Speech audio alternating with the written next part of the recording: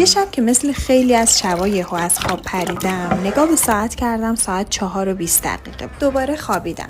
طولی نکشید که پا شدم و نگاه به ساعت کردم، اما 4:20 بود. با خودم گفتم هوا که هنوز تاریکه، حتما دفعه اول اشتباه دیدم.